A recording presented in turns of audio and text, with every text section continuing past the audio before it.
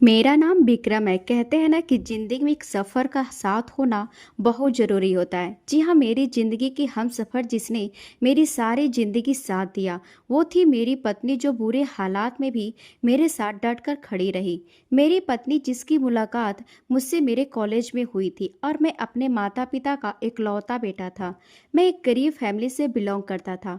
मेरे पिता तो इस दुनिया से जा चुके थे, जबकि मेरी माँ ने फैक्ट्री में मजदूर करके मुझे पाल पोस कर बड़ा किया और मुझे शिक्षा हासिल करवाई थी। मुझे अपने कॉलेज में पढ़ने वाली एक लड़की से प्यार हो गया था। उसका नाम पूजा था। वो बहुत ज़्यादा खूबसूरत थी। पहले हम दोनों के बीच दोस्ती हुई और फिर धीरे धीरे प्यार बढ़ने लगा। हम दोनों एक दूसरे से कॉलेज के बाहर मिलने भी लगे थे। पूजा एक हाई क्लास फैमिली से बिलोंग करती थी। वह हमारे शहर के बड़े बिजनेसमैन की इकलौती बेटी थी। हम दोनों की मोहब्बत काफ़ी हद तक आगे बढ़ गई थी। मैं पूजा से शादी करना चाहता था, लेकिन मुझे डर था कि कहीं पूजा के पिता हमारे इस रिश्ते से इनकार ना कर दे, क्योंकि मैं एक गरीब इंसान था, जबकि पूजा महलों की रहने वाली खूबसूरत लड़की थी। एक दिन हम दोनों एक रेस्टोरेंट में बैठकर एक दूसरे से बातचीत कर रहे थे, जब अचानक उसके पापा ने आकर हम दोनों को पकड़ लिया। वह उस जगह पर अपने क्लाइंट से मीटिंग करने के लिए आए थे। पूजा के पापा ने जब मुझे उसके साथ बैठे हुए और उससे बात करते हुए देखा तो उन्हें बहुत गुस्सा आया। उन्होंने अपनी बेटी का हाथ पकड़ा और उससे कहने लगे, क्या चल रहा है तुम्हारे इसके साथ? पूजा डरी नहीं और उसने अपने पापा को बता दिया कि पापा, यह विक्रम है और मैं इससे बहुत प्यार करती हूँ। पूजा की यह बात सुनकर पूजा के पिता ने उसके गाल पर एक जोरदार थप्पड़ मार दिया और वह रोने लगी। वह उसका हाथ पकड़कर कहने लगे, मैं जानता हूँ यह लड़का तुम्हारे कॉलेज में पढ़ता है और कई दिनों से मुझे तुम्हारी शिकायतें मिल रही है कि तुम इसके साथ बहुत घूम रही हो। तुमने यह नहीं सोचा कि यह गरीब लड़का है, इसकी औकात ज़्यादा बढ़ गई है कि मेरी बेटी को पाने के सपने देख रहा है। मैं पूजा के पापा से अभी कुछ कहने ही वाला था कि उन्होंने जबरदस्ती अपनी बेटी का हाथ पकड़ा और उसे गाड़ी में बैठाकर वहां से ले गए। पूजा बुरी तरह से रो रही थी और अपने पिता से कह रही थी कि पापा, मेरी एक बात तो सुन ले, मगर उन्होंने उसकी कोई बात नहीं सुनी और उसे जबरदस्ती घर ले गए और उसे कमरे के अंदर बंद कर दिया। मुझसे रहा नहीं गया, क्योंकि मुझे पूजा की बहुत फिक्र हो रही थी, इसलिए मैं उसके घर चला गया। मैंने देखा पूजा उसके घर में कहीं नजर नहीं आ रही थी। उसके पापा से मैंने बात की, उनसे कहा मेरी पूजा कहाँ है, मैं उसे लेने आया हूँ, मैं उसे उसके हवाले नहीं छोड़ सकता। पूजा के पापा मुझे अपने साथ कमरे में ले गए और उन्होंने एक चेक पर साइन किया। मेरी तरफ देखते हुए कहने लगे, तुम गरीब लोग अमीर लोगों की बेटियों को पैसों के लिए फंसाते हो। यह लो तुम्हारी मोहब्बत की कीमत, ब्लैंक है, जितनी रकम चाहे भर लो। मैंने चौंकते हुए कहा, जितनी रकम चाहे भर लो? उन्होंने कहा, हाँ हाँ, तुम जो चाहते उस काम को मैंने आसान कर दिया है। मैंने भी पेन उठाया और चेक पर रकम की जगह पूजा का नाम लिख दिया और चेक ले जाकर पूजा के पापा को दे दिया। मैंने कहा, मुझे यह रकम चाहिए। चेक देखकर पूजा के पापा के होश उड़ गए और उन्होंने फटी हुई आंखों से मुझे देखा। उन्होंने गुस्से में आकर मेरे मुंह पर थप्पड़ मार दिया और कहने लगे, तुम्हारी इतनी हिम्मत? मैंने कहा, आपने ही तो कहा था जितनी रकम चाहे भर लो। मेरी तो जमा पूंजी पूजा ही है और आपने पैसे अपने पास रखे। बस मुझे मेरी पूजा दे दें। पूजा के पापा को गुस्सा आ गया और उन्होंने गार्ड्स को बुलवाया और उनसे कहा कि इसे धक्के मारकर घर से निकाल दो। गार्ड्स मुझे घसीटते हुए दरवाजे तक ले गया। मैंने गार्ड्स की खूब पिटाई की और ऊपर से जब नज़र उठाकर देखा तो अपने कमरे की खिड़की से पूजा मुझे रोती हुई हालत में देख रही थी, मगर कुछ हासिल वसूल नहीं हुआ। गार्ड्स ने भी मुझे मारा और मैं जख्मी हो गया। फिर उन्होंने अपने घर का दरवाज़ा बंद कर लिया और मैं खामोशी से अपने घर वापस आ गया। मैं अपने घर जाकर पूजा के लिए बहुत तड़प रहा था। मुझे उसकी याद आ रही थी। मेरी आंखों में आंसू थे। मेरी माँ बार बार मुझसे पूछ रही थी, तुम्हें क्या हुआ है बेटा? तुम्हारे सर पर यह चोट कैसी लगी है? मगर मैंने उन्हें कुछ नहीं बताया। मैं इसी तरह अफसोस में बैठा हुआ था जब हमारे घर के दरवाजे पर दस्तक हुई और एक लड़की घर के अंदर आई। मैंने जैसे ही नज़र उठाकर उस लड़की को देखा तो वह लड़की कोई और नहीं बल्कि छोटी पूजा थी। मैंने उससे कहा तुम यहाँ, तो वह मेरे गले से लिपट गई और कहने लगी, मैं अपना सब कुछ छोड़ छाड़ कर तुम्हारे पास आ गई हूँ। मेरी मम्मी मुझे ऊपर से नीचे तक घूर घूर के देखने लगी और कहने लगी, यह सब क्या हो रहा है। फिर मैंने मम्मी को सब कुछ बता दिया। मेरी मम्मी बहुत डर रही थी और कहने लगी, बेटा तुमने बहुत गलत किया है, इसका पिता बहुत अमीर आदमी है, तुम्हें नुकसान भी पहुंचा सकता है। लेकिन मुझे नुकसान की परवाह नहीं थी। पूजा कहने लगी, मैं अपने घर आ गई हूँ, अब यही मेरा घर है, अब मैं यहाँ से कहीं नहीं जाऊंगी। मैंने अपनी मम्मी को समझाया तो मेरी मम्मी ने भी पूजा को एक्सेप्ट कर लिया। इस तरह मैंने अपनी पत्नी से शादी कर ली। पूजा के पिता अपनी बेटी से बहुत नाराज थे, इसलिए उन्होंने दोबारा पलटकर अपनी बेटी की खबर लेने की कोई कोशिश भी नहीं की। कुछ समय बाद मेरी माँ भी इस दुनिया को छोड़कर चली गई और पूजा और मैं खुशी खुशी अपनी जिंदगी गुजारने लगे। मैं पहले से एक फैक्ट्री में अकाउंट की जॉब करता था, जहाँ पर मेरी पहली सैलरी बहुत कम थी। मेरी पत्नी ने इस कम सैलरी और मेरे छोटे घर में गुजारा करके अपनी जिंदगी गुजारी और फिर मैंने अपनी पत्नी को जिंदगी की सारी खुशियां दी। मगर यह सारी खुशियां जिंदगी की बहुत बड़ी जंग जीतने के बाद मिली थी। हमारे 2 बच्चे हुए और दोनों ही बेटे थे। हम दोनों पति पत्नी मिलकर मेहनत से बच्चों को पाल रहे थे। जब एक दिन मुझे सड़क पर रोता एक छोटा सा मासूम बच्चा मिला था, जो बहुत बुरी तरह से रो रहा था और कह रहा था कि मेरा इस दुनिया में कोई नहीं है। उसकी उम्र लगभग 4 साल होगी। मुझे उस पर बहुत तरस आया और फिर मैं उसे अपने घर साथ लेकर आया था। मैंने अपनी पत्नी को उसके बारे में बताया तो वह कहने लगी, यह बहुत मासूम है, अच्छा किया आप इसे सड़क पर छोड़कर नहीं आए, वरना ना जाने इस बेचारे के साथ क्या होता। वैसे भी आजकल माहौल बहुत खराब है, अगर इसका कोई नहीं है तो हम इसे अपने साथ रख सकते हैं। इस तरह वह बच्चा विनोद हमारे साथ रहा।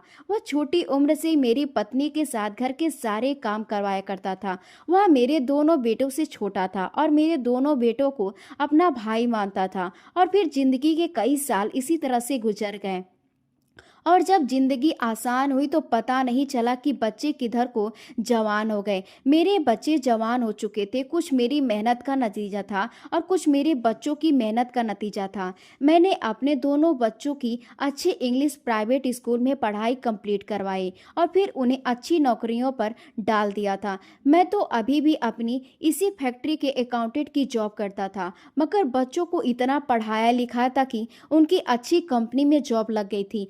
विनोद भी जवान हो चुका था। इतनी महंगाई के दौर पर मैंने अपने बच्चों को जैसे तैसे पाल पोस कर बड़ा किया और उनकी नौकरी लगवाई। मेरे लिए अपने 2 बच्चों का बोझ उठाना बहुत भारी था। मैंने विनोद को भी पढ़ा लिखा कर कामयाब नहीं बना सका, मगर मैंने सोचा कि मैं कभी भी उसे लावारिस नहीं होने दूंगा, हमेशा उसे अपने साथ रखूंगा। क्योंकि जब से वो हमारे घर में आया था उसने मेरी पत्नी को अपनी माँ और मुझे अपना पिता समझा था। जिंदगी इसी तरह खुशियां भरी गुजर रही थी। मेरे बच्चे तो सुबह ही अपनी जॉब पर चले जाते थे और विनोद सुबह उठते मेरा आशीर्वाद लेने आ जाता। विनोद ने मेरी पत्नी और मेरी और बहुत सेवा की थी। वह हम लोगों को बहुत मान सम्मान देता था, कहता था कि मेरा तो सब कुछ आप लोग ही हैं, उसका और मेरा संबंध ही क्या था। मैं तो एक अनाथ लड़का था जिसको आपने सड़क से उठाकर सहारा दिया, लोगों की भीड़ में आपने मेरा हाथ पकड़ लिया, वरना मैं तो कब का हो चुका था। मैं तो आपकी सेवा करते करते ही अपना जीवन गुजार दूंगा। ना जाने मेरा और विनोद का कौन सा जन्म का नाता था। मैंने अपने बड़े बेटे की शादी भी कर दी। विनोद बेचारा मेरे साथ साथ मेरे दोनों बेटे, मेरी बेटी की पत्नी और साथ में मेरी पत्नी की भी सेवा किया करता था। सारा दिन बेचारा काम में लगा रहता था। सब उसे कोई ना कोई काम बताते रहते थे, मगर वह बेचारा थकता नहीं था। मैंने अपने बच्चों को बड़े प्यार से पाला था। वह जवान हो गए थे, अपना खर्चा खुद उठा सकते थे, मगर फिर भी मैं अपनी परवाह ना करता और अपने बच्चों की परवाह करता था। मेरी पत्नी इस बात पर नाराज भी हो जाती थी कि इतनी महंगाई के ज़माने में मैं आपके लिए खाने की चीज़ें बचा बचा कर रखती हूँ, बच्चों को तो पहले ही खिला देती हूँ, मगर मगर फिर भी आप अपना ही हिस्सा अपने बच्चों को दे देते हो। सब कुछ बहुत अच्छा चल रहा था। अब मेरी जिंदगी में सबसे बड़े तूफान आने वाले थे। मेरे बेटे को अपने कॉलेज में पढ़ने वाली एक लड़की से प्यार हो गया। प्यार करना कोई गलत बात नहीं थी, लेकिन मैं जिंदगी के हालातों से अच्छी तरह से लड़ना जानता था। मेरे मोहल्ले में रहने वाले ही कुछ दोस्त थे। वह हम सब लोग मेरे एक दोस्त के जनरल स्टोर पर बैठते थे। मैं जब फैक्ट्री से आ जाता तो हम सब लोग मिलकर बहुत हंसी मजाक करते थे। हम 3 लोगों का ग्रुप था। मेरा एक दोस्त था जिसका नाम संजय था। उसका बेटा कनाडा में नौकरी करता था। वह बेचारा भी गरीब आदमी था। जब से बेटा कनाडा गया तो बहुत खुश था, क्योंकि उसने अपने बेटे से बहुत सारी उम्मीदें लगाई थी। उसने अपने बेटे की शादी कर दी थी और खुद कपड़े की दुकान पर सेल्समैन की नौकरी किया करता था। एक दिन हम सब ने मिलकर उससे पूछा, तुम्हारे बेटे की नौकरी कैसी जा रही है? तो उसने बताया कि सब कुछ बहुत अच्छा चल रहा है। बेटा बहुत सारे पैसे भेजता है। उसकी पत्नी भी बहुत अच्छी है, मेरी बहुत सेवा करती है। हमने कहा, तो फिर तुम नौकरी क्यों नहीं छोड़ देते? तो वह कहने लगा, मैं अपनी नौकरी नहीं छोड़ सकता। अभी मेरे हाथ पैर में इतनी जान है, मैं बूढ़ा थोड़ी हुआ हूँ कि नौकरी छोड़ दूँ। हमने कहा, चलो अच्छी बात है, भगवान तुम्हें इसी तरह खुश रखे। दोस्तों से बातचीत करने के बाद जब मैं अपने घर जाता तो अपने परिवार के सब लोगों के लिए कुछ ना कुछ खाने का जरूर लेकर जाता था। सब लोगों को खाने की चीजें बांटने के बाद मेरे पास कुछ नहीं बचता तो मेरी पत्नी कहती, कभी अपना भी ख्याल रख लिया करो। मगर मुझे अपनी चिंता कहाँ थी, मैं तो अपने परिवार को खुश देखना चाहता था। मेरी पत्नी कहती थी, मैं चाहती हूँ कि आप अपने लिए शॉपिंग करो। मगर मैंने अपनी पत्नी से कहा, मेरे पास जो कपड़े हैं वही बहुत है। जमाना तो आजकल के बच्चों का है। मैं चाहता हूँ कि मेरे बच्चे अच्छे अच्छे कपड़े पहने, अच्छा अच्छा खाना खाएं। हमारा क्या, हमारी जिंदगी तो कट गई है। मेरी इन बातों से मेरी पत्नी बहुत नाराज होती थी। कुछ दिन इसी तरह से गुजर गए थे। जब एक दिन मेरे बेटे से मेरी पत्नी बहुत नाराज हुई। जब एक दिन मेरे बेटे ने मुझसे कहा, पापा मुझे 5 लाख रुपए चाहिए, तो मैं उसकी बात सुनकर चौंक गया। मैंने कहा, बेटा 5 लाख, बेटा तुम्हें क्या करना है? तो वह कहने लगा, पापा मैंने अपनी पुरानी वाली कंपनी से नौकरी छोड़ दी है। अब मैं अपना बिजनेस स्टार्ट करना चाहता हूँ।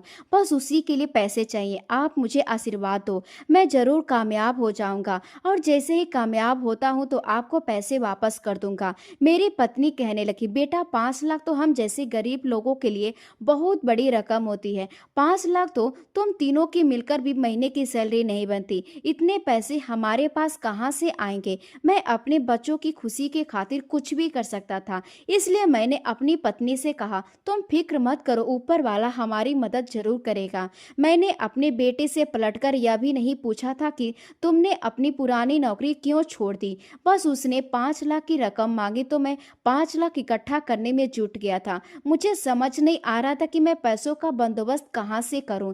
फिर मुझे याद आया, मेरा दोस्त जिसका बेटा नौकरी करने के लिए कनाडा गया हुआ है, उसने बताया था कि उसका बेटा ढेर सारे पैसे भेजने लगा है। मैंने सोचा कि मैं उससे उधार पैसे ले लेता हूँ। मैं उसके घर गया तो उसने मेरा अच्छे तरीके से स्वागत किया। फिर मैंने उसे अपनी परेशानी के बारे में बताया कि मुझे 5 लाख की ज़रूरत है। मेरा बेटा जैसे ही अपना बिजनेस स्टार्ट कर लेगा मैं तुम्हें पैसे वापस कर दूंगा। मेरा दोस्त कहने लगा, अच्छा तुम्हें पैसे कब चाहिए? मैंने कहा, कल तक चाहिए। मैं तुमसे वादा करता हूँ मैं तुम्हारे पैसे जल्द वापस लौटा दूंगा। मेरा दोस्त कहने लगा, अरे अरे पैसे लौटाने की बात मत करो। बात ऐसी है कि मेरे पास 1 लाख फालतू के पड़े हैं। बस इसी बहन को जरूरत पड़ गई और अभी अभी पैसे लेकर गई है। मैंने कहा, यह तो बहुत बड़ी बात हो गई है, मुझे तो पैसों की बहुत ज़रूरत है। मैंने अपने बेटे से वादा किया है कि मैं पैसों का बंदोबस्त जरूर कर दूंगा। मेरा दोस्त कहने लगा, चलो तुम परेशान हो रहे हो, मैं अभी अपनी बहन को फ़ोन करके उससे पैसे मंगवाता हूँ, कहता हूँ कि मुझे मेरे पैसे दो, वह कहीं और से बंदोबस्त कर लेगी, तुम्हारा काम होना चाहिए। मैंने अपने दोस्त से कहा, नहीं नहीं, वह तुम्हारी बहन है और तुम अपनी बहन से पैसे वापस मांगते हुए अच्छी नहीं लगोगी। तुम फिक्र मत करो, भगवान मेरी कहीं ना कहीं से मदद जरूर कर देगा। मगर मैं दिल ही दिल में परेशान हो गया था और चलते हुए अपने दोस्त के दरवाजे तक आ गया था जब मेरे दोस्त ने मुझे आवाज़ लगाई, कहने लगा चाय तो पी लेते। मैंने कहा नहीं, फिर किसी दिन आऊँगा। मैं परेशानी से चलते हुए अपने घर आ गया। मेरी पत्नी ने मुझे खाना दिया। मैं खाना तो खा रहा था मगर बहुत परेशान था। मेरी पत्नी मुझे खाना सर्व करने आई तो मेरी नज़र अचानक मेरी पत्नी के हाथों पर गई। मैं अपनी पत्नी को प्यार भरी बातों में लेने लगा तो वह कहने लगी, जब भी तुम्हें मुझसे कोई काम करवाना होता है तो तुम मुझे इसी तरह से प्यार दिखाते हो। आखिर क्या बात है, बताओ मुझे। मैंने अपनी पत्नी को बड़े प्यार से समझाया, उसके हाथों को अपने हाथों में थामा और उसकी नज़र उसके हाथों पर डलवाई। मैंने कहा, पूजा अपने यह कंगन मुझे दे दो। मेरी पत्नी चौंक गई और कहने लगी, यह कंगन मैं आपको नहीं दूंगी। मैंने कहा, प्लीज़ मुझे दे दो। जैसे ही हमारे बेटे का बिजनेस स्टार्ट होता है मैं तुम्हें दूसरा खरीद कर ला दूंगा। मेरी पत्नी कहने लगी, यह आपकी स्वर्गवासी माँ ने मुझे शादी के बाद दिए थे, यह उनकी निशानी है, यह मैं आपको नहीं दे सकती। मैंने अपनी पत्नी से कहा, हमारा बेटा भी तो हम दोनों के प्यार की निशानी है। यह कंगन मैं हमारे बेटे यश के लिए तो मांग रहा हूँ। मैंने अपनी पत्नी को याद दिलाई, याद करो जब हमारा बेटा हुआ था, यश हमारा बड़ा बेटा और बुखार से जल रहा था। हमने डॉक्टर से उसका ट्रीटमेंट करवाया तो डॉक्टर ने कहा था कि इसका इलाज करना मेरे बस की बात नहीं है। और यह बात सुनकर तुम बुरी तरह से रो रही थी। तुमने कहा था कुछ भी करो और हमारे बेटे को बचा लो। अपने बेटे को बचाने के लिए मैंने डॉक्टर वैद्य हर किसी का इलाज कराया था मगर यश का इलाज करने के लिए कोई भी आगे नहीं आ रहा था। और फिर हम दोनों पति पत्नी ने सारी रात जाकर भगवान से रो रो कर प्रार्थना की थी। भगवान ने हमारी प्रार्थना को सुन लिया था और फिर हमारा बेटा इतनी तेज आवाज़ से रोया था कि उसके अंदर की धड़कनें तेज हो गई थी। और फिर जब हमने डॉक्टर को उसे दिखाया तो डॉक्टर ने उसका इलाज भी कर दिया था। इस तरह हमारा बेटा ठीक हुआ था। मौत के मुंह से हमारा बेटा लड़कर वापस आया था। यह सारी बातें सुनकर मेरी पत्नी रोने लगी थी और उसने खुद अपने हाथों से अपने सोने के कंगन उतार कर मुझे दे दिए थे। मेरी आंखों में भी आंसू आ गए थे मगर मेरा बेटा कामयाब हो गया था। उसने जिस काम के लिए पैसे मांगे थे उसे वहां पर कामयाबी मिल गई थी। उसकी नौकरी लग गई थी। अब बारी थी मेरे छोटे बेटे की, जो नौकरी तो कर रहा था मगर अपने ही बॉस की बेटी के साथ इश्क भी लड़ा रहा था। उसके बॉस को मेरे बेटे और अपनी बेटी के बारे में पता चल गया था। उन्होंने कई बार मेरे बेटे से कहा था कि तुम हमारी मुलाकात अपनी फैमिली से करवाओ मगर मेरा बेटा हर बार उन्हें टाल दिया करता था। इस बार उनकी बेटी एक रिश्ता अमीर परिवार से आया था, इसलिए मेरा बेटा मजबूर हो गया था कि वो अपनी फैमिली को अपने बॉस से मिलवा दे। मेरा बेटा जिस लड़की से प्यार करता था उसे हमारे घर पर लेकर आया और उसने हम सबसे कहा था कि मैं आपको अपने घर आने का इनविटेशन देने आया हूँ। मेरे पापा ने आप सबको डिनर पर बुलाया है। हम लोग बहुत खुश थे। मैं जानता था कि मेरा बेटा इस लड़की से प्यार करता है और इस लड़की के पापा मुझसे इन दोनों के रिश्ते के बारे में ही बात करना चाहते हैं। इसलिए मैं अपनी पूरी फैमिली के साथ अपने बेटे के बॉस के घर पर जाने के लिए तैयार हो गया था। हम उन लोगों के घर पर गए तो उन्होंने हमारा अच्छी तरह से वेलकम किया था। खाना खाने के बाद मेरे बेटे के बॉस मुझे एक अलग रूम में ले गए थे। वहां बैठाकर उन्होंने मेरे साथ बातचीत करना शुरू की। उन्होंने कहा, आपने जिस तरह से अपने बेटे को मेहनत से साथ पढ़ाया लिखाया और काबिल बनाया, आपकी हिम्मत है। मैंने कहा, यह तो मेरी मोहब्बत है अपने बेटे के लिए। मेरी बात सुनकर मेरे बेटे का बॉस कहने लगा, आपने तो अपने बेटों के लिए बहुत कुछ कर लिया, मैं भी आपके लिए कुछ करना चाहता हूँ। उन्होंने कहा कि मैं चाहता हूँ आपके छोटे बेटे राहुल की जिम्मेदारी मैं उठा लूँ। नौकरी तो वह हमारे यहाँ पहले ही करता था मगर मैं अब अपने ऑफिस की सारी जिम्मेदारी उसे देना चाहता हूँ। उसे मैं रहने के लिए अलग से बंगला भी दूंगा। वह मेरे बिजनेस की देख रेख करेगा और मेरी बेटी के साथ खुश रहेगा। बस उसकी सारी जिम्मेदारी मैं लेता हूँ।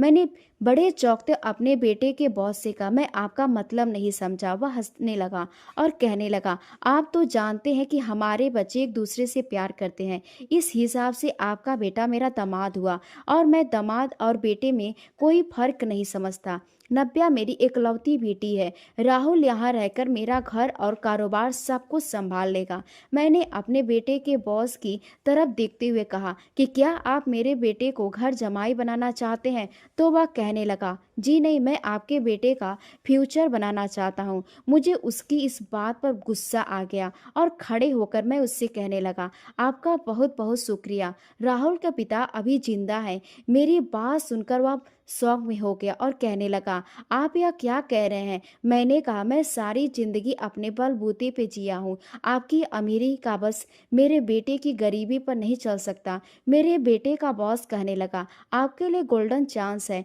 इस तरह आपका बेटा अमीर बन सकता है। यह आपका मौका हाथ से निकल जाएगा। मैंने कहा, तुम अपनी दौलत से मेरे बेटे को खरीदना चाहते हो, मगर मैं ऐसा नहीं करूँगा। मेरे बेटे मेरी सारी जिंदगी की कमाई है। मैं अपने बेटे को आपके हवाले नहीं करूँगा। मेरे बेटे का बॉस कहने लगा, तुम एक गरीब इंसान हो, आखिर अपने बेटे के लिए क्या ही कर सकते हो? मैं तुम्हारे बेटे की जिंदगी बना दूंगा। आखिर पैसा सब कुछ खरीद सकता है। मैंने कहा, मैं अपनी दौलत कभी नहीं बेचूंगा।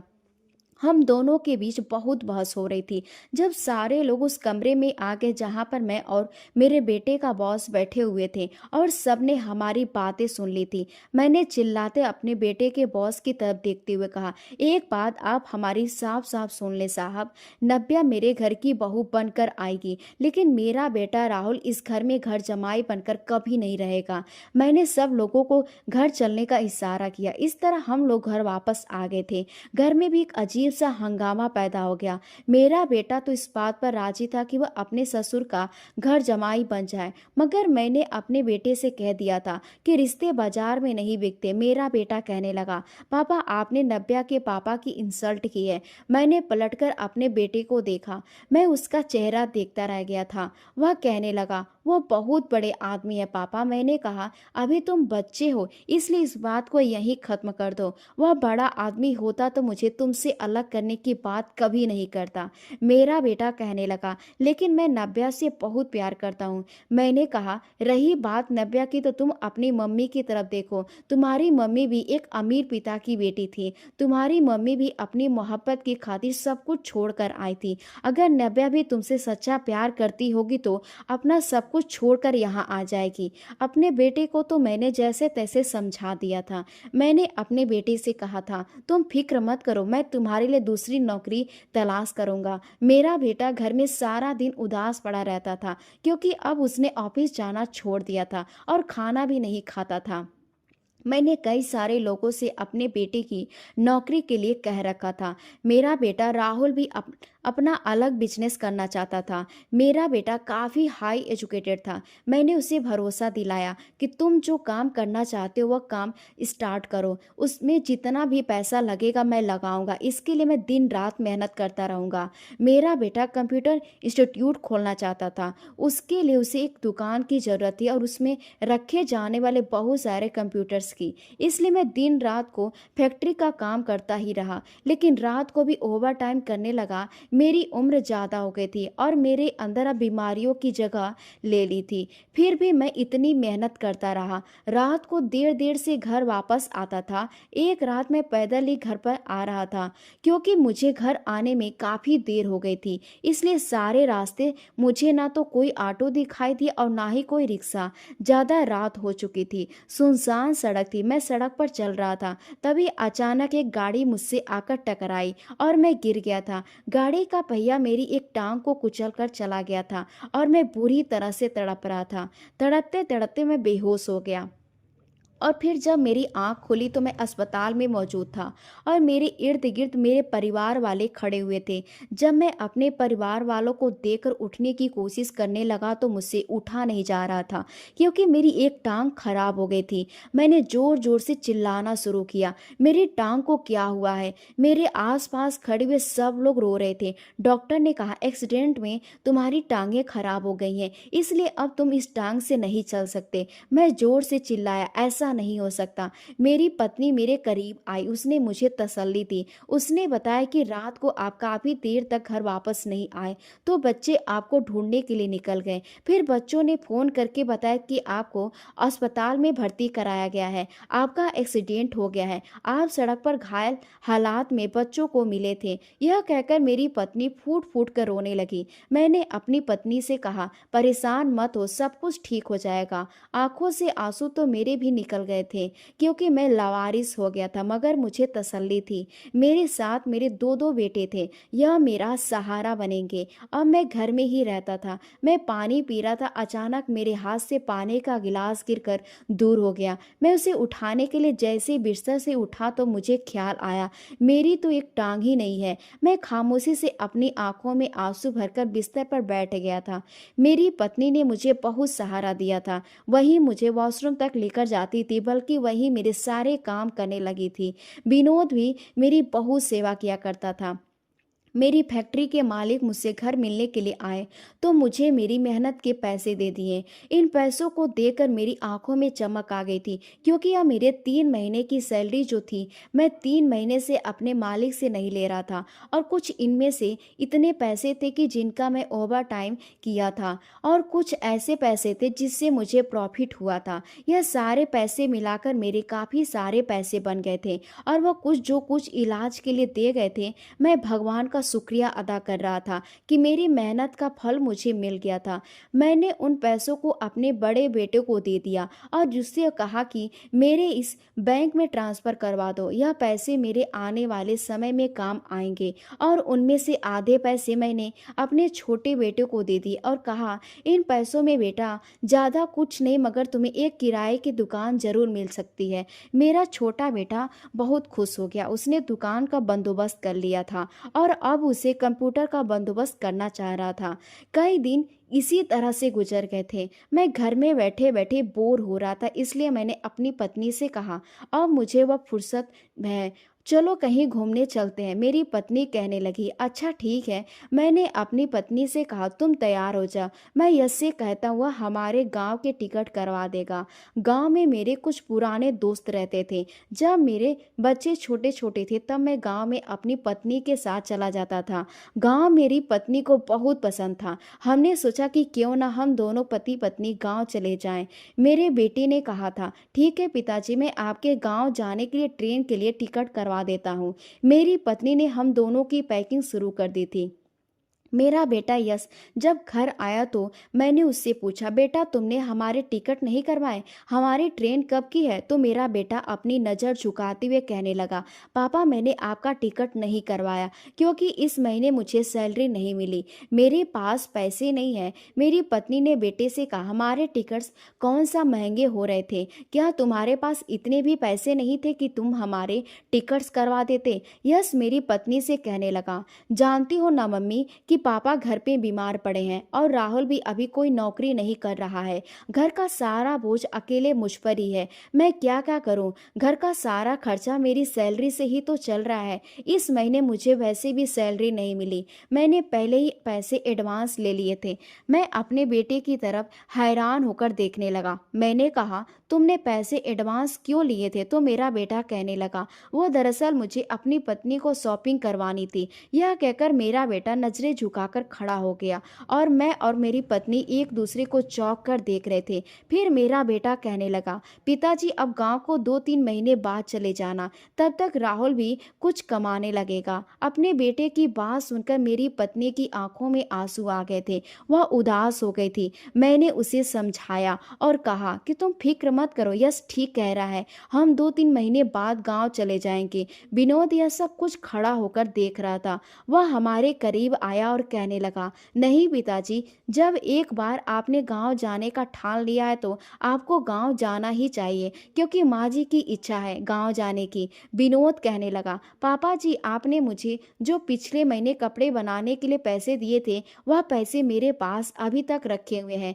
मैंने उनके कपड़े नहीं खरीदे, पूरे 5,000 रुपये हैं। मैं उनसे आपके गांव के टिकट करवा देता हूँ। विनोद पीछे पलटकर जाने लगा, जब मेरी पत्नी ने उसे रोक लिया और कहा कि तुम्हारा इतना कहना ही काफ़ी है, तुम बहुत अच्छे हो। यह कहकर मेरी पत्नी ने उसे गले से लगा लिया और फूट फूट कर रोई। कुछ दिनों बाद एक खुशखबरी मिली तो मेरे बेटे ने बैंक से लोन लेकर अपनी दुकान से ढेर सारे कंप्यूटर रख लिए और अपना कंप्यूटर इंस्टीट्यूट स्टार्ट कर लिया था। मैं बहुत खुश हुआ था, मगर अफसोस की बात यह थी कि यह खुशखबरी मेरे बेटे ने नहीं बल्कि उसके दोस्त ने घर आकर बताई थी। मेरा बेटा तो ना जाने कहाँ था, वह तो घर में नजर ही नहीं आ रहा था।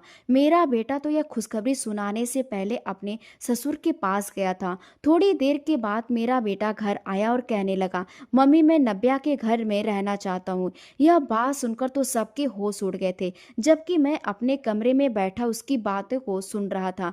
वो अपनी माँ से कह रहा था, मम्मी मुझे अपनी जिंदगी अपने मुताबिक जीने का पूरा पूरा हक है।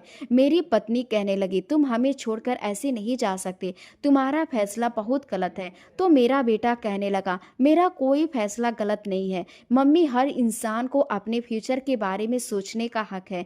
मैं अपने फायदे के बारे में सोच रहा हूँ, तो इसमें गलत ही क्या है। मेरा फ्यूचर यहाँ रहकर नहीं बन सकता। मेरे ससुर ने मुझे कंप्यूटर खरीदने के लिए पैसे दिए हैं। मेरी पत्नी कहने लगी, बेटा हमारा भविष्य तो तू है, तू यहाँ से चले गए तो तुम्हारे पिता का क्या होगा। बचपन से लेकर अब तक तुम्हें पाल पोस कर बड़ा किया और अब तुम अपनी ससुराल जाने की बात कर रहे हो, जो कि अभी तुम्हारी ससुराल है भी या नहीं। आखिर तुम अपने माता पिता की परवरिश का यह सिला दे रहे हो। मेरा बेटा कहने लगा, आखिर आपने मेरी परवरिश की है तो कोई अनोखा काम नहीं किया है। बच्चों की परवरिश तो हर माता पिता करते हैं, आखिर इसके अलावा आप लोगों ने मेरे लिए क्या किया है।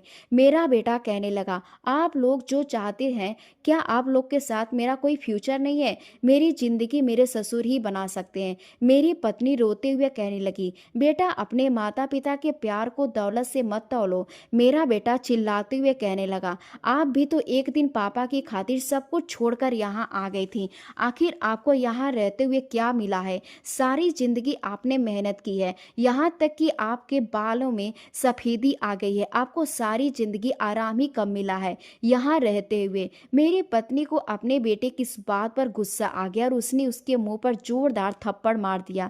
मैं अपनी बैसाखी से चलता हुआ अपनी पत्नी के पास गया और उसका हाथ पकड़ लिया। मैंने अपनी पत्नी से कहा, नहीं पूछा, ऐसा मत करो। मैंने अपनी पत्नी से कहा, आखिर राहुल ठीक ही तो कह रहा है। हम लोगों ने इसके लिए क्या किया है, वही किया है जो हर माता पिता अपनी औलाद के साथ करते हैं। मेरा बेटा गुस्सा होते हुए घर से निकल गया। इधर मेरी पत्नी बार बार उसे आवाज लगाती रह गई, क्योंकि वह हमारा घर छोड़कर अपने ससुराल जा चुका था।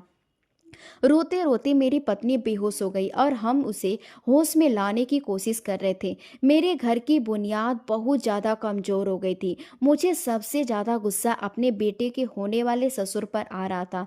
मैं अपना गुस्सा उगलते हुए अपनी बैसाखी से लड़खड़ाता उसके घर तक चला गया। मैं जैसे ही नब्या के घर पहुंचा तो उसका पिता मुझे देखकर कहने लगा, विक्रम तुम। मैंने कहा, मैं विक्रम नहीं बल्कि एक लाचार पिता हूँ, जिसके बेटे को तुमने अपनी बातों में लेकर अपने हवाले कर लिया है। वह कहने लगा, तुम परेशान नजर आ रहे हो, बताओ मैं तुम्हारी क्या सेवा कर सकता हूँ। मैंने कहा, मुझ गरीब पर सिर्फ इतनी दया करो कि मेरा बेटा वापस कर दो। नब्या का पिता कहने लगा, देखो विक्रम, तुम्हें जो भी कहना अपने बेटे राहुल से कहो।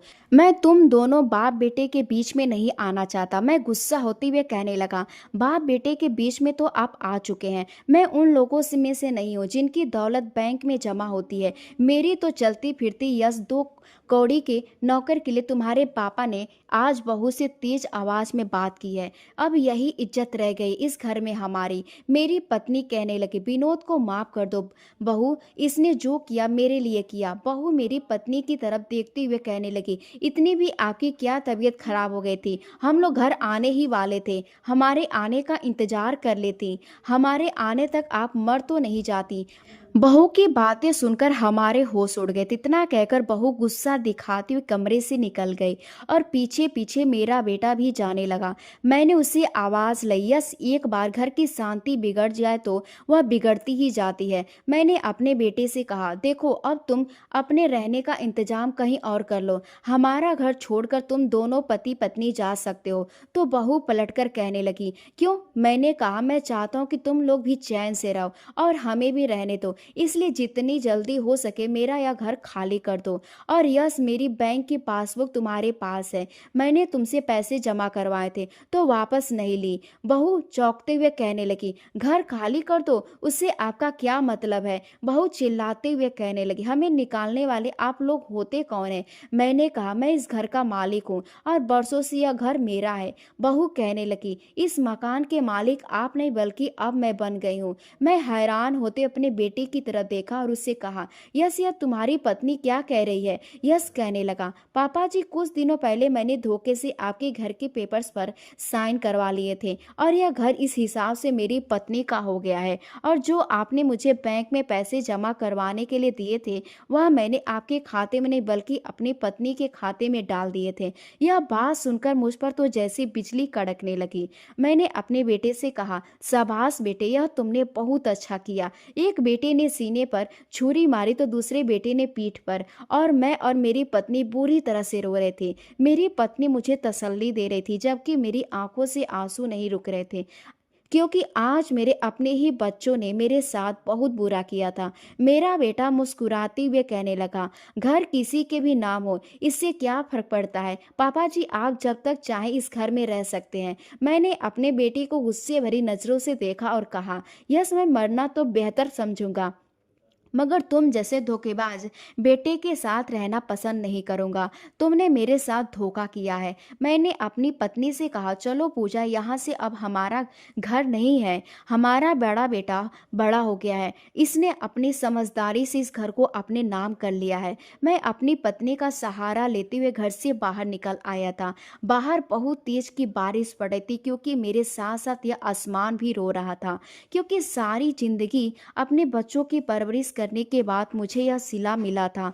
हम लोग भी सड़क के किनारे बैठ गए थे। हमारे साथ साथ विनोद भी आ गया था। जब सुबह हुई तो विनोद कहने लगा, आप लोग यहीं रहना, मैं अभी आता हूँ। वह ना जाने कहाँ चला गया था। हम सड़क के किनारे ही बैठे हुए थे जब 2 घंटे बाद वह वापस आया और कहने लगा, चलिए माँ पिताजी, रहने का इंतजाम हो गया है। उसकी बात सुनकर मेरे होश उड़ गए थे। मैंने कहा, तुमने रहने का इंतजाम कहाँ से किया? तो वह कहने लगा, मैंने अपने एक दोस्त के पिता के आगे हाथ जोड़ लिया और कहा, मेरे माँ पापा के पास रहने की जगह नहीं है, उन्हें रहने के लिए जगह दे दो। उनके पास काफ़ी सारे घर हैं, तो उन्होंने एक छोटा सा कमरा हमें रहने के लिए दे दिया है। उसके बदले में उनके घर में काम काज करने का वादा किया है। हमसे वह किराया नहीं लेंगे, बल्कि मैं उनके घर के सारे काम किया करूँगा। विनोद की बात सुनकर मेरी आंखों में आंसू आ गए थे।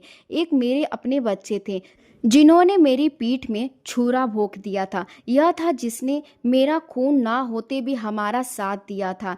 इस घर में हम लोग रहने के लिए तो आ गए थे। मैं सोच विचार में बैठा हुआ था, तभी मेरी पत्नी आई और कहने लगी, क्या सोच रहे हो? मैंने हंसते अपनी पत्नी से कहा, कुछ नहीं, अब सोचने के लिए रखा ही क्या है। मेरी पत्नी कहने लगी, मेरे समझ में नहीं आता आगे क्या होगा। मैंने अपनी पत्नी को तसल्ली दी और कहा कि आगे भी भगवान सब कुछ ही करेगा। अगर हमारे बच्चों ने धोखा दिया तो क्या हुआ? मेरी मेहनत और मेरा तजुर्बा मुझे कभी धोखा नहीं दे सकता। कोई मुझे सहारा देने वाला मिल जाए, मैं अपनी किस्मत फिर से खुद बना सकता हूँ। कई दिन इसी तरह से हमें उस छोटे से घर में रहते हुए गुजर गए थे। विनोद इस घर के मालिक के घर में जाकर घर का झाड़ू पोछा किया करता था और वहां से उसे जो पैसे मिलते थे वह उनमें से आधे पैसे मालिक को दे देता था और आधे पैसों से घर का राशन पानी ले आता था, जिससे हम लोग अपना गुजारा कर रहे थे। मगर मुझे इस बात पर बहुत अफसोस होता था कि विनोद को लोगों के घरों में हमारे खातिर झाड़ू पोछा करना पड़ रहा है। अब ऐसे तो नहीं चल सकता था। मैं अपनी मेहनत के बलबूते कुछ करना चाहता था। हम लोग अपनी जिंदगी के हालात से बुरी तरह से तंग आ चुके थे। मेरी पत्नी तो भगवान से रो रो कर हमेशा प्रार्थना करती रहती थी। कई दिन इसी तरह से गुजर गए थे, जब एक दिन मेरी पत्नी को उसकी जवानी के समय की एक पुरानी फ्रेंड मिल गई जो उसके साथ कॉलेज में पढ़ती थी। मेरी पत्नी आगे ही दुकान से आटा खरीदने गई थी। वह उसे वहां पर मिल गए। वह अपने दोस्त को देखकर खुश हो गई और उसने कहा, मैं यहीं करीब में रहती हूँ, आओ मेरे साथ मेरे घर चलो। और वह उसे हमारे घर ले आई थी। उसने मेरी मुलाकात अपने दोस्त से करवाई। उसकी दोस्त अपने हुलिये से काफी अमीर लग रही थी और फिर उसने अपने दोस्त को हमारी बिगड़ी हुई कहानी के बारे में बताया कि किस तरह से हम लोग यहाँ आकर रहने लगे। वैसे उसकी दोस्त यह बात तो पहले से ही जानती थी कि उसकी शादी मेरे साथ हुई है और मैं एक गरीब आदमी हूँ। मेरी पत्नी ने अपनी दोस्त को मेरी लाचारी के बारे में बता दिया था। मेरी पत्नी कहने लगी, मुझे कहीं नौकरी पर लगवा दो, तुम्हारे पति का तो बहुत बड़ा बिजनेस है। मेरे लायक छोटी मोटी नौकरी भी होगी तो मैं अपना घर चलाने के लिए कर लूंगी।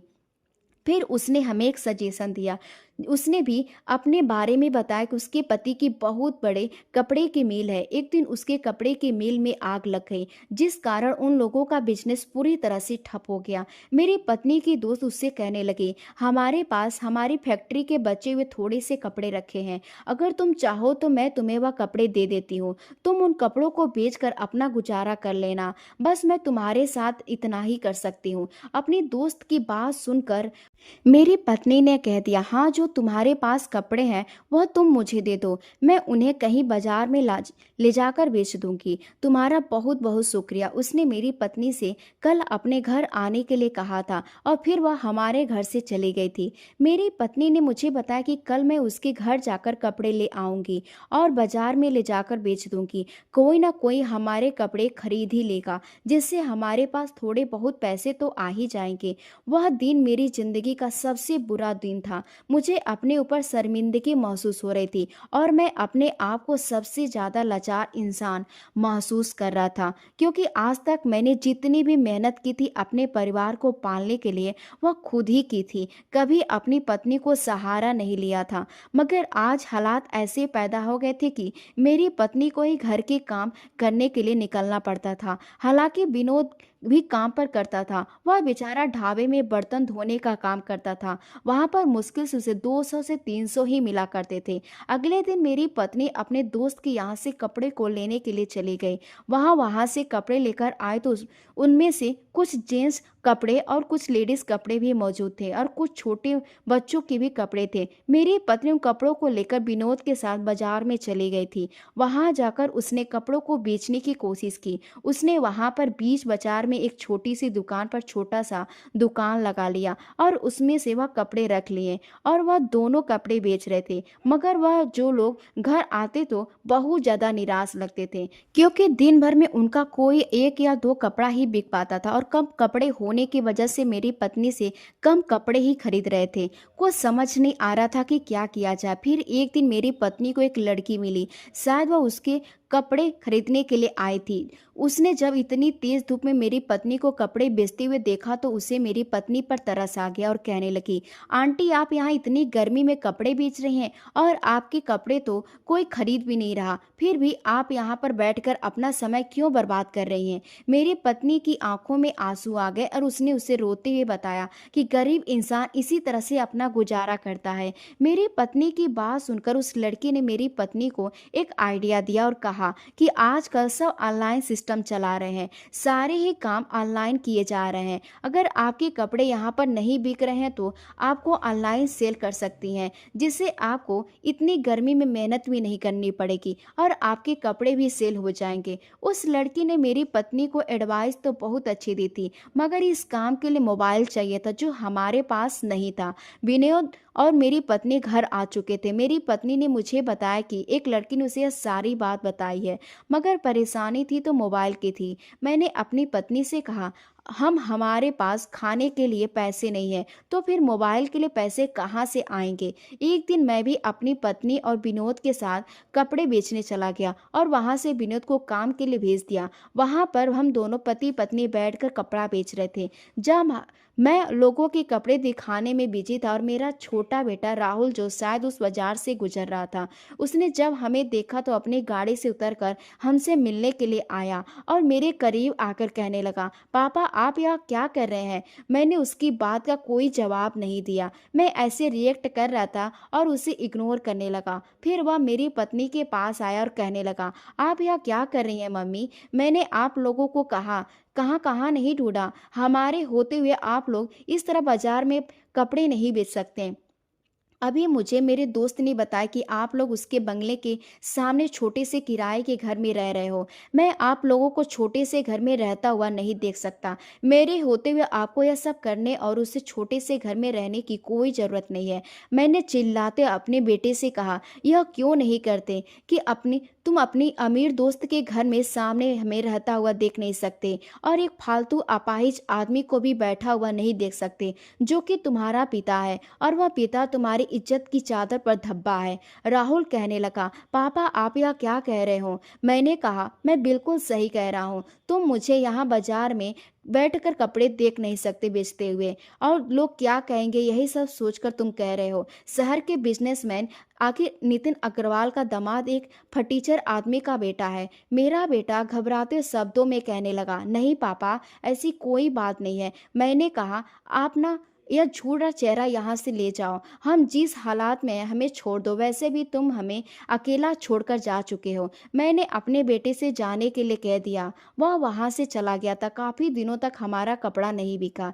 मेरी पत्नी का चेहरा उदास हो गया था। 2 दिन गुजरे थे कि विनोद घर के अंदर खुश होते हुए आया और जोर जोर से मेरी पत्नी को आवाज़ लगाने लगा। कहने लगा, माँ जी अब सारी परेशानी दूर हो जाएगी। हम भी कपड़े ऑनलाइन सेल किया करेंगे। उसने अपने हाथ में थामा हुआ मोबाइल मेरी पत्नी और मुझे दिया। यह मोबाइल तो बहुत महंगा लग रहा था, लगभग कोई 40 या 50 हजार का मोबाइल होगा। मगर इतने पैसे विनोद के पास कहाँ से आए थे? मैं तो हैरान रह गया। विनोद बहुत खुश हो रहा था। मैंने उससे कहा, मोबाइल खरीदने के लिए तुम्हारे पास पैसे कहाँ से आए?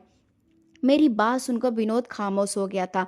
मैंने कहा, मुझे जवाब दो विनोद, तुम्हारे पास पैसे कहाँ से आए? उसने अपनी आंखें झुका ली। मैंने कहा, क्या तुमने चोरी की है? तो वह कहने लगा, नहीं पापा जी, मैंने चोरी नहीं की। मैंने कहा, तो फिर तुमने यह पैसे कहाँ से लिए? तुम जो काम करते हो वहां पर मुश्किल से 1,000 भी नहीं मिलते, तो फिर इतने ढेर सारे पैसे तुम्हारे पास कहाँ से आए? मुझे जवाब दो।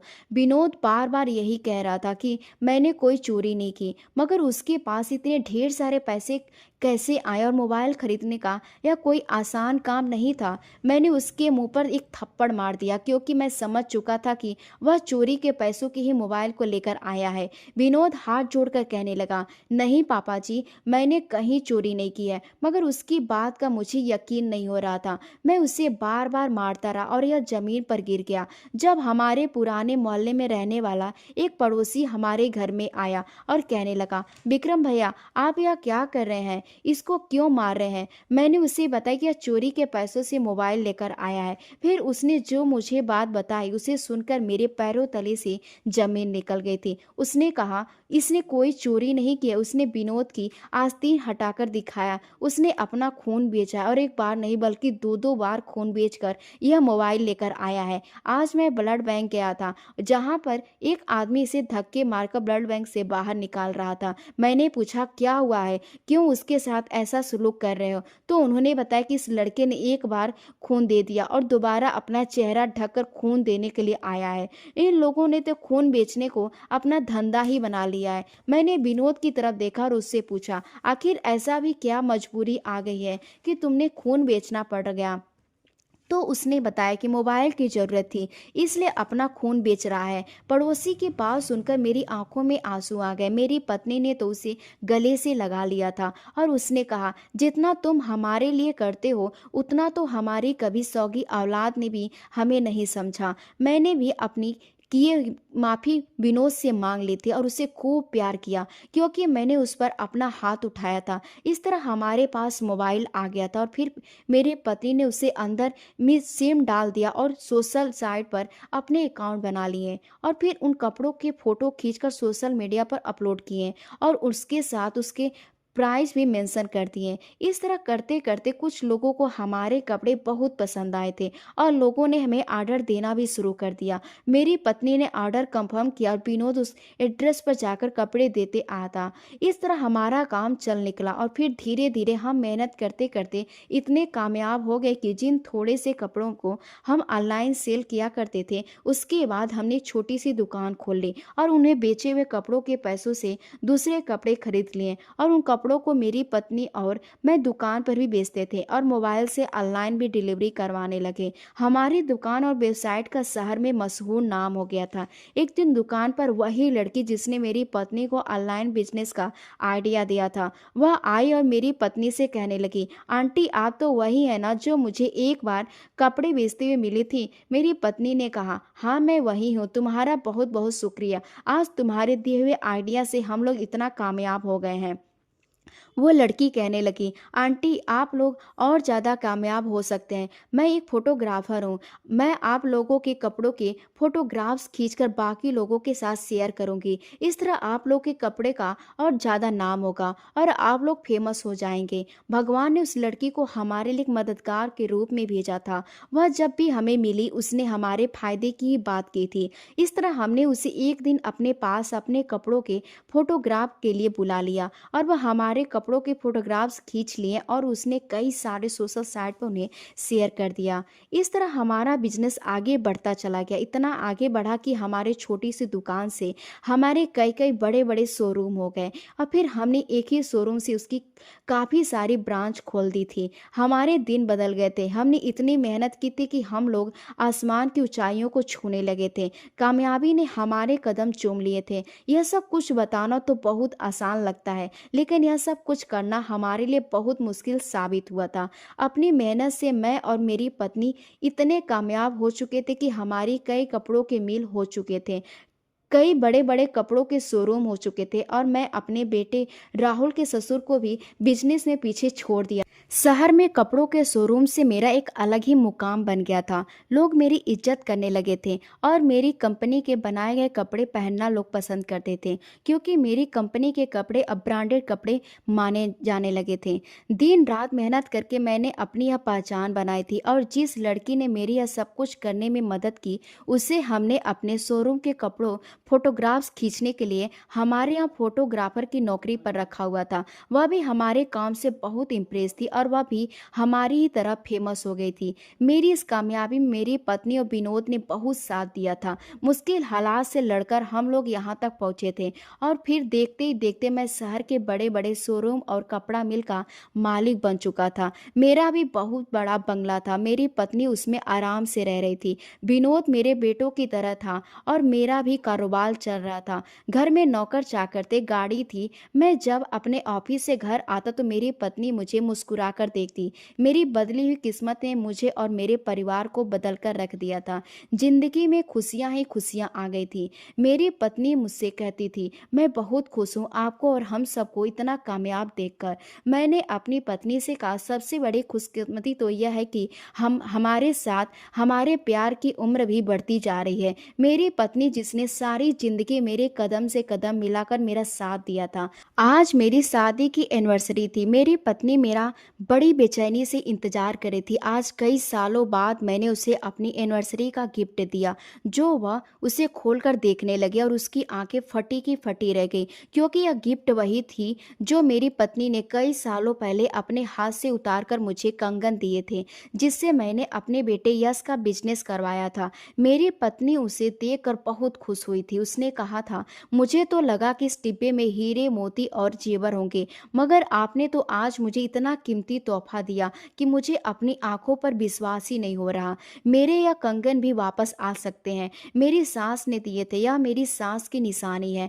मैंने अपनी पत्नी से कहा, पूजा इन्हें जमाने से हमने छीन लिया था, आज मैं इन्हें जमाने से छीन लाया हूँ। यह तो कुछ भी नहीं है, मैं तो तुम्हारे सारे दुनिया की खुशियां लाकर रख दूं। मेरा कहा कि तुम्हारे पिता कोई काम नहीं कर रहे, या तो इस घर में रह लेंगे या फिर मैं रहूंगी। यह कहकर वह अंदर चली गई, जबकि एक बेटा सर झुकाकर अपनी पत्नी के सामने आया और कहने लगा, पिताजी इस घर में रहना होगा तो आपको करना पड़ेगा, वरना अब इस घर से जा सकते हैं। आप मेरी पत्नी की आदत को जानते हैं ना। तो मेरा दोस्त रोने लगा और अपने बेटे के आगे हाथ जोड़कर कहने लगा, यह तुम कैसी बातें कर रहे हो बेटा, आखिर मैं कहाँ जाऊंगा, मेरा सहारा तो तुम ही हो। वह रो रो कर अपने बेटे से कह रहा था, मुझे इस घर से मत निकालो बेटा, मैंने इस घर के लिए क्या कुछ नहीं किया, कपड़े धोए, बर्तन धोए, माजे और सब कुछ किया। बहू का हर कहना माना, भूखा रहा, बहू की गालियां सुनता रहा। अब जब मेरी हड्डियों में यह सब कुछ करने की क्षमता नहीं रही तो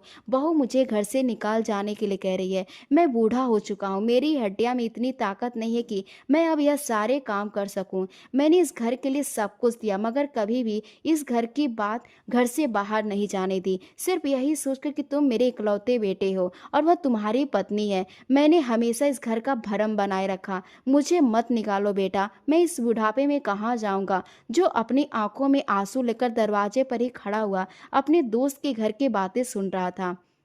मेरा दोस्त रोते अपने बेटे से कहने लगा, अगर मैं सड़कों पर मारा मारा फिरूंगा तो लोग क्या कहेंगे कि यह संजय है, उस बेटे का पिता है जिसने अपनी मेहनत मजदूरी से अपने बेटे को पढ़ा लिखा कर कनाडा भेजा, और उसका पिता सड़कों पर मारा मारा फिर रहा है। घर की इज्जत मत उछालो बेटे, मुझे जब भी इस घर से निकलना अपने कंधे पर निकालना। उसका बेटा तो सर झुकाकर वहां से चला गया था, जबकि मैं अपनी आंखों में आंसू ले वहां पर खड़ा था, सब कुछ सुन रहा था। मैंने पीछे से अपने दोस्त के कंधे पर हाथ रखा। उसने मुझे जैसे ही पलटकर देखा तो वह चौंक गया। वह रोते हुए कहने लगा, विक्रम भाई, मैं अपनी नज़रों से तो गिर गया था, लेकिन आज तुम्हारी नज़रों में भी गिर गया। मैंने उसे अपने गले से लगा लिया। हम दोनों दोस्त काफ़ी देर तक एक दूसरे के साथ फूट फूट कर रोते रहे। मैं अपने दोस्त को अपने घर ले गया और घर लाने के बाद मेरी पत्नी ने उसे खाना सर्व किया। वह रोते हुए कहने लगा, भाभी मुझे खाना नहीं खाया जाएगा। मैंने उसे तसल्ली दी और कहा, संजय थोड़ा सा खाना खा लो। वह कहने लगा, नहीं विक्रम भैया, मुझे भूख नहीं है। लेकिन मैंने उसे अपनी दोस्ती का वास्ता दिया और जबरदस्ती उसे खाना खिलाया और अपने मन में सोचने लगा कि इस दुनिया में मेरे जैसे ना जाने कितने विक्रम हैं, कितने संजय हैं। यह एक समस्या, एक मसला है। मैंने ऐसे बूढ़े लोगों के लिए जिनके बच्चे कामयाब होने के बाद अपने माता पिता को घर से बाहर निकाल देते हैं, उनके लिए मैंने एक वृद्ध आश्रम बनवाया। यह आश्रम मैंने उन लोगों के लिए बनवाया जो रिश्ते नातों के होते हुए इस दुनिया की भीड़ में अकेले हैं। यह वृद्धा आश्रम मैंने उन लोगों के लिए नहीं बनवाया जो जमाने के ठुकराए गए हैं, बल्कि उन लोगों के लिए बनवाया जो अपने के ठुकराए हैं। मैंने इस वृद्धा आश्रम से बहुत ही ऐसे वृद्ध लोगों को सहारा मिल गया था जो मेरी ही तरह अपने बच्चों से अलग हुए थे। उसमें मैंने वृद्ध लोगों के लिए बहुत सारे ऐसे काम रखे हुए थे जिन्हें काम करने के बाद वह अपने लिए खुद पैसा कमा सकते थे। इस वृद्ध आश्रम में उनके लिए काम काज, रहने के लिए जगह और खाने के लिए खाना, हर तरह की व्यवस्था अच्छी तरह से रखी गई थी। मेरे बेटे के ससुर का बिजनेस पूरी तरह से ठप हो चुका था और वह पूरी तरह से बर्बाद हो गया था, क्योंकि मेरी कामयाबी ने उसे बर्बाद कर दिया था। मेरी कामयाबी ने उसकी कामयाबी को पीछे छोड़ दिया था। वह समझ गया कि उसकी बर्बादी के पीछे किसका हाथ है, इसलिए वह मुझसे मिलने के लिए मेरे बेटे को लेकर मेरे ऑफिस में आया था। मैं उसे देखकर इग्नोर करने लगा तो वह कहने लगा, विक्रम जी आपने मुझे पहचाना नहीं, मैं नितिन अग्रवाल हूँ। मैंने कहा, मैं आपको कैसे पहचान सकता हूँ, आज आप मुझसे बहुत परेशान नजर आ रहे हैं। उसके चेहरे पर परेशानी भरे एक्सप्रेशन दिख रहे थे। मैंने कहा, बताइए मैं आपकी क्या मदद कर सकता हूँ। तो वह मुझसे कहने लगा, आपने मेरा सब कुछ छीन लिया, मार्केट में मेरा नाम तक मिटा दिया, मुझे इस तरह से बर्बाद किया कि मैं सड़क पर आ गया हूँ। मैंने कहा, इसका नाम तो दुनिया में है, यहाँ पर तो किसी का फायदा होता है तो कभी किसी का नुकसान होता है। मैंने कहा, याद करो एक दिन तुमने भी मेरा सब कुछ छीन लिया था। मेरी बात सुनकर उसके चेहरे पर पसीना आ गया था, जबकि मेरे बेटे के भी कुछ ऐसे ही हाल थे। राहुल मेरे आगे हाथ जोड़कर कहने लगा, पापा जी मैं बर्बाद हो जाऊंगा, प्लीज हमारे साथ ऐसा मत करो। इस बिजनेस में मेरी भी बहुत मेहनत लगी हुई है, कम से कम मेरे फ्यूचर के बारे में तो सोचिए। मैंने अपने बेटे से कहा, मुझे तुम्हारे फ्यूचर से कोई दिलचस्पी नहीं है। आज हर आदमी को अपने बारे में सोचने का हक है। अगर मैं अपने बारे में सोच रहा हूँ तो इसमें बुरा ही क्या है। यह वही शब्द है जो एक दिन मेरा बेटा घर छोड़ते हुए समय हम लोगों से कहकर गया था। मैंने कहा, आप लोग मेरा समय बर्बाद कर रहे हैं, यहाँ से जा सकते हैं। मेरा बेटा उसका ससुर मुंह लटकाते हुए वहाँ से चले गए थे। कुछ दिन इसी तरह से गुजर गए थे जब मुझे खबर मिली कि मेरा बड़ा बेटा यस पुलिस के पास है। वह जहाँ पर नौकरी करता था उसमें वहाँ से 4 महीने का एडवांस ले लिया था और वह धीरे धीरे अपनी कंपनी के मालिक का कर्जदार हो गया था। उसने अभी तक अपने मालिक का कर्जा नहीं दिया था। इस आरोप में मालिक ने उसे अरेस्ट करवा दिया था। एक दिन हमारे घर पर उसकी पत्नी रोते हुए आई। मेरी पत्नी उसे देखकर चौंक गई और कहने लगी, बहू तुम यहाँ। उसने मेरी पत्नी के आगे हाथ जोड़ते हुए कहने लगी, मम्मी जी मैं लुट गई, हम पर परेशानियों के पहाड़ टूट पड़े हैं। उसने बताया कि किस तरह पुलिस यश को अरेस्ट करके ले गई है। मेरी सारी बातें खामोशी से सुन रहा था। मेरी पत्नी ने जब यह सुना तो उसकी ममता जाग उठी और अपने बेटे के लिए रोने लगी और मेरी तरफ देखकर कहने लगी, सुना आपने, हमारे बेटे को पुलिस ने अरेस्ट कर लिया है। मैंने कहा, हाँ सुना है, इसमें हैरानी वाली क्या बात है, मेरे वाला मैं हूँ। तुम्हारी किस्मत कैसी हुई मेरी बेटी को डांटने की। उसने मेरे बेटे को घर से धक्के मार कर निकाल दिया। मेरे दोनों बेटे दर दर की ठोकरें खा रहे थे। आज मेरा बेटा इस मुकाम पर आ गया जहां पर एक दिन मैं था। मेरे बेटे ने मेरे जनरल स्टोर वाले दोस्त से मुझे उधार सामान लेने से मना कर दिया था, क्योंकि उसके पैसे मेरे बेटे को देने पड़ रहे थे। आज जब वह स्टोर वाले दोस्त के पास राशन का सामान खरीदने गया तो मेरे इस दोस्त ने उससे कहा कि माफ करना, तुम्हें उधार नहीं दे सकते, पहले ही तुम पर 3 महीने का उधार चढ़ा हुआ है। उसने मेरे दोस्त से कहा, मुझ पर विश्वास करो, मैं तुम्हारा उधार कर दूंगा। और मगर मेरे दोस्त ने कहा, विश्वास का जमाना नहीं रहा। उसने मेरे बेटे से कहा, भूल गए तुम वह दिन जब तुम्हारे पिता का बुरा समय आया था और तुमने मुझसे कहा था कि मेरे पिता को किसी तरह का उधार मत देना। वो मेरे दोस्त के इस बदतमीजी पर उस पर हाथ उठाने ही वाला था, मगर इत्तेफाक यह था कि और उसी समय वहां पर खड़ा हुआ, उन लोगों की बातें सुन रहा था, और मैंने अपनी बेटे के हाथ पकड़ लिया और मेरा बेटा शर्मिंदा होकर वहां से चला गया। कई दिन इसी तरह से गुजर गए। मेरे दोनों बेटे पाई पाई के लिए तड़प रहे थे। एक दिन मैं ऑफिस से घर आया तो मैंने देखा कि मेरे दोनों बेटे और बहुएं हमारे घर पर मेरी पत्नी के पास बैठे हुए थे। मैं समझ गया था कि यह लोग अपने किए की माफी मांगने के लिए आए हैं। मैं इन लोगों को इग्नोर करता हुआ अपने कमरे में आ गया था, क्योंकि मैं उन्हें माफ नहीं करना चाहता था। मेरी पत्नी कमरे में आई और कहने लगी, बच्चे आपसे माफी मांगने आए हैं, वह सीधा रास्ते पर आ गए हैं।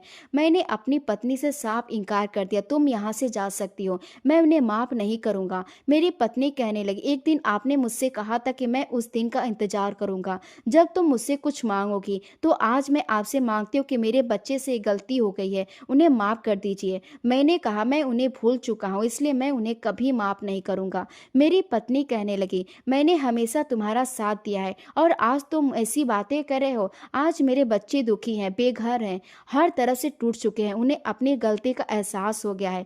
मेरी पत्नी रो रो कर मेरे आगे रिक्वेस्ट कर रही थी, तुमने एक दिन मुझसे कहा था कि तुम जो चाहोगी वह तुम्हें दूंगा। आज मैं पहली बार तुमसे कुछ मांग रही हूँ, तुम्हें मेरी ख्वाहिश पूरी करनी ही होगी। मैं अपने बच्चे को इस हालात में नहीं देख सकती। मेरी पत्नी मुझे अपनी ममता का वास्ता देने लगी। यह कहने लगी, एक दिन मैं तुम्हारे लिए सब कुछ छोड़ कर आई थी और आज तो मेरी बात नहीं मान रहे हो।